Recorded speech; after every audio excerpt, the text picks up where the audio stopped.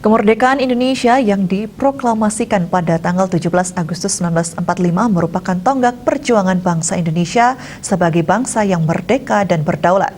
Perayaan HUT ke-76 ini adalah momentum yang tepat untuk memaknai persatuan sebagai bangsa yang berdaulat untuk bangkit dari krisis multidimensi COVID-19 termasuk dalam aspek ekonomi.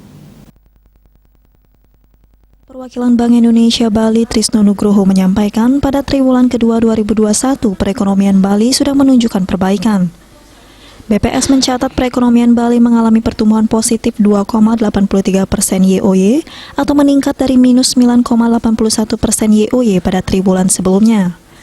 Trisno menyampaikan pelonggaran kebijakan PPKM selama triwulan 2 2021 memberikan ruang gerak bagi sektor pariwisata dan sektor terkait untuk mendorong perbaikan ekonomi. Program Work from Bali dan program dalam menarik wisatawan Nusantara ke Bali pada Mei-Juni 2021 memberikan dampak positif bagi pertumbuhan ekonomi Bali. Optimisme konsumen dan pelaku usaha seiring dengan pelaksanaan program vaksinasi yang berjalan on track mendorong keberlanjutan perbaikan ekonomi. Meski demikian, dinamisnya virus varian COVID-19 terus membayangi sehingga semua pihak terkait harus dapat secara paralel mengatasi penyebaran virus, sekaligus menata ulang strategi perekonomian untuk menjaga momen pertumbuhan nasional dan Bali pada khususnya.